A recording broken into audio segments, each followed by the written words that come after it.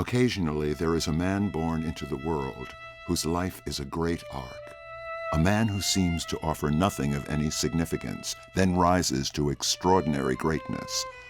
A man who changes the world, only to have the world he changed turn its back on him. A man who falls in love with a new and raw country, only to end up greatly misunderstood by his new love.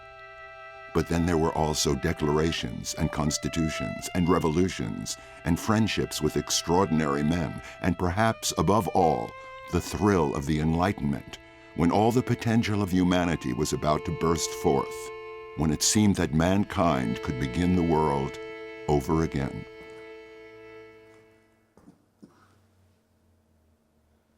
Good evening, ladies and gentlemen.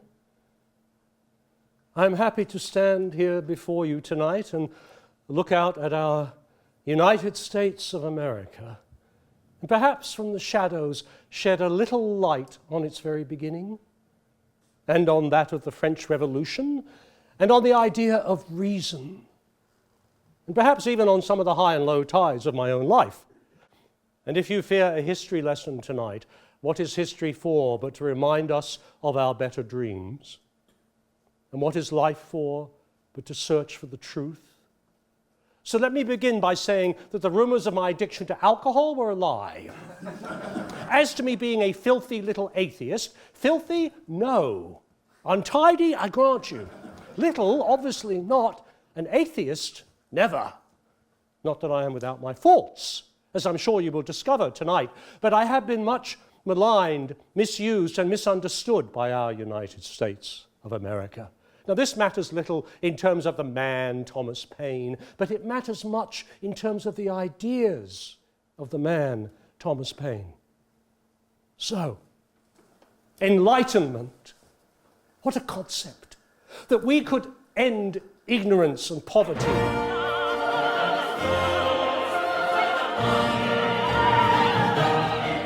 That we, the pawns, could take the power from the kings and queens and bishops, that through reason and curiosity and science, we, the people, could begin the world over again.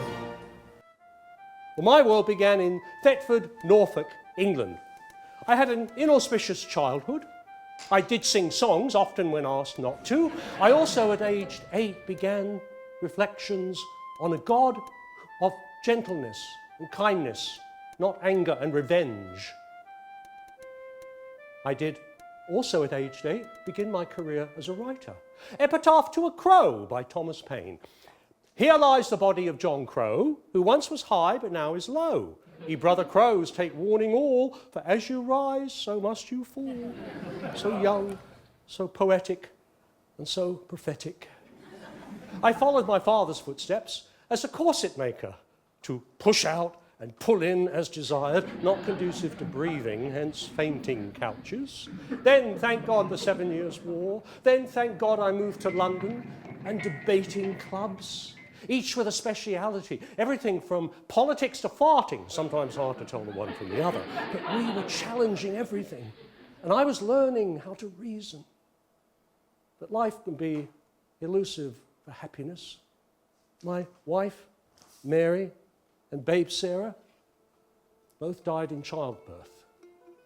Not an unusual event. Then I became a tax collector, everyone's favorite profession. Then I married and separated from my friend Elizabeth.